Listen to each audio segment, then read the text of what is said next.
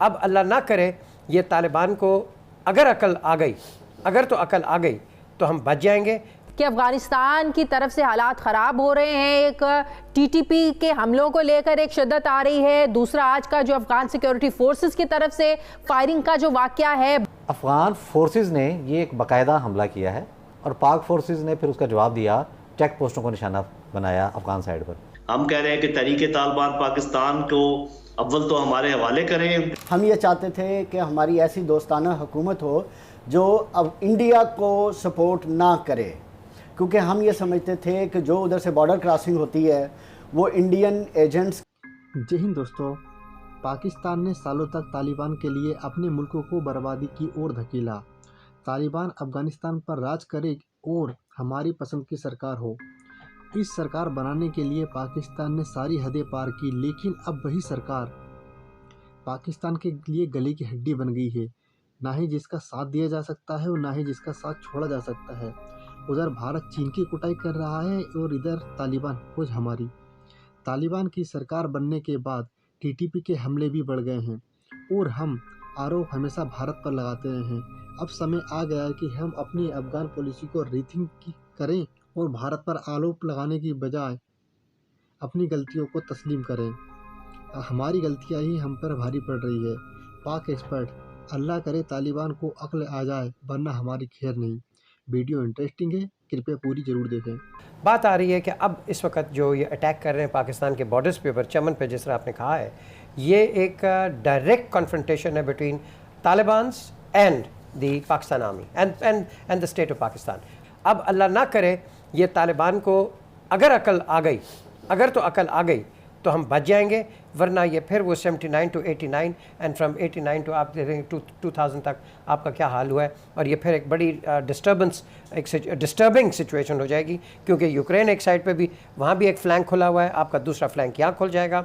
World के अंदर recession आया हुआ है, डिप्रेशन आया हुआ है, इनको खाना नहीं मिल रहा और इनको लड़ाई की पड़ी हुई है कि हमसे, और भाई हमने तो तुम्हें सपोर्ट किया है और तुम अगर हमारे पे अगर हमला करोगे तो आई एम सॉरी टू से फिर पाकिस्तान आर्मी किसी चीज़ का लिहाज नहीं करेगी और गवर्नमेंट ऑफ पाकिस्तान भी किसी चीज़ का लिहाज नहीं करेगी। आप क्या समझते हैं ये सूरत हाल किस जानिब जा रही है? अफसोसनाक है और ये ख़तरनाक है। देखें, माइग्रेशन फिर शुरू हो गई है, अफगानिस्तान से लोग इधर आ रहे हैं। अब हम अजीब चक्कर में फंस गए हैं। ये हमारे उस बॉर्डर पर जाके अटैक कर रहे हैं जिसको मैंने 100 दफ़ा कहा है, वो हमारी सॉफ्ट बैरी है, क्योंकि वहाँ पे हिंदुस्तान ऑलरेडी बड़ा एक्टिव है। तो we are in a fix. लेकिन इस फिक्स का मतलब ये नहीं है कि we will compromise our honour, we will compromise our dignity, we will compromise our borders and we will compromise on for the people of Pakistan. We will fight it back और फिर जो नतीजा निकलेगा देखी जाएगी। तोपखाने, मार्टर समेत भारी हथियारों का इस्तेमाल किया जा रहा है। कौन है ये लोग, क्यों कर रहे हैं इस तरह? सूरत हाल अब ना ख़तरनाक है ना तशवीशनाक है, बल्कि धमाका खेज़ हो गई है। चमन बॉर्डर का वाक़या उस वक्त पेश आया जब चंद रोज़ कबल हमारी वज़ीर मुमलिकत बराए अमूर ख़ारजा हिना रबानी खान साहिबा ने काबुल का विज़िट किया और टॉप लीडरशिप से मुलाकात की वहाँ। तो ये थी कि कोई ठहराव आएगा।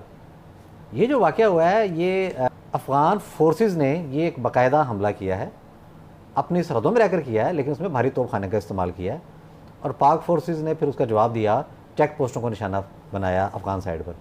वह एक चीज़ बिल्कुल वाज़ेह है, चमन बॉर्डर के ऊपर हॉस्टाइल जो रवैया है अफ़गान फोर्सेस का, ये कोई नई बात नहीं है। तालिबान के आने के बाद उसमें शिद्दत आई थी। ताज़ा वाक़या और उसके साथ जो मिले जुले उनके बयानात हैं, जिसमें वो ड्यूरेंट लाइन को चैलेंज कर रहे हैं, बार बार अफ़गान तालिबान कर रहे हैं, हम सिर्फ पहले लोगों की बात नहीं कर रहे। उसमें हम देख रहे हैं कि बहुत सारी जगहों पर उन्होंने हुकूमत संभालते ही बाकायदा अटैक भी किया और वो इन गेट्स को और इन जो खारदार तार लगी है उनको गिराने के दर पे भी हैं। मुझे ये मामला अब बहुत ख़तरनाक होता दिखाई दे रहा है। जावेद साहब, पाकिस्तान के अमन को सबूताज किया जा रहा है। देखिए, अब बात करने से ज़्यादा अब एक्शंस करने की ज़रूरत है और उसमें मैं ये समझता हूँ सबसे पहले हमें अपनी अफ़गान पॉलिसी को रीथिंक करना पड़ेगा। जब अशरफ गनी की हुकूमत थी तो हम उस वक़्त अपनी फ्रेंडली हुकूमत लाना चाहते थे। हम ये चाहते थे कि हमारी ऐसी दोस्ताना हुकूमत हो जो अब इंडिया को सपोर्ट ना करे, क्योंकि हम ये समझते थे कि जो उधर से बॉर्डर क्रॉसिंग होती है वो इंडियन एजेंट्स करते हैं। मगर ये सिलसिला पिछले 2-4 महीने से दोबारा तेज़ होता गया। स्वात में भी अब दहशतगर्द आ गए, हमने एग्रीमेंट करके उनके साथ बातचीत करने की कोशिश की, वो भी फेल हो गया।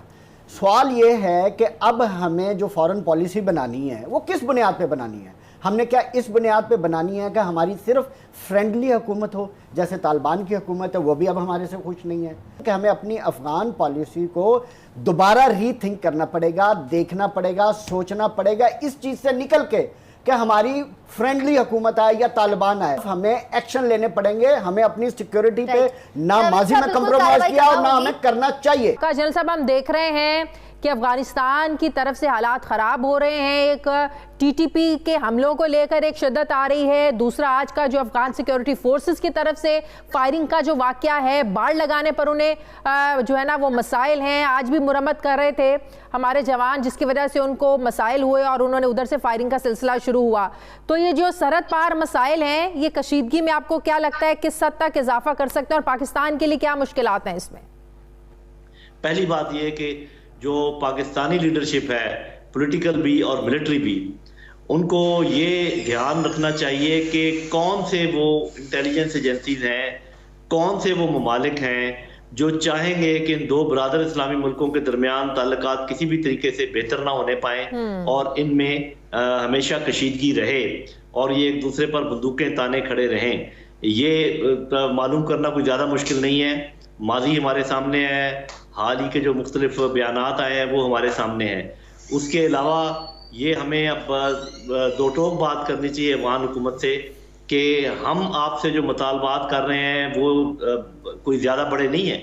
हम कह रहे हैं कि तहरीक तालिबान पाकिस्तान को अव्वल तो हमारे हवाले करें, उनके लोगों को अगर नहीं कर सकते तो उनको कंट्रोल करें और वो किसी किस्म की कार्रवाई उस सरजमीन से हमारी तरफ ना करें। लेकिन तालिबान की तरफ से जो हमले हो रहे हैं, जो शिद्दत आई है, क्या इसकी ये भी वजह नहीं है कि जो उनके साथ मुज़ाकरात थे उसमें मौजूदा हुकूमत ने संजीदगी का उसमें वो नहीं किया, संजीदा नज़र नहीं आई, उनके मुतालिबात की तरफ से जो है ना वो संजीदगी का इजहार नहीं किया, या बहुत मुश्किल है, इम्पॉसिबल है तहरीक तालिबान पाकिस्तान के मुज़ाकरात को मानना?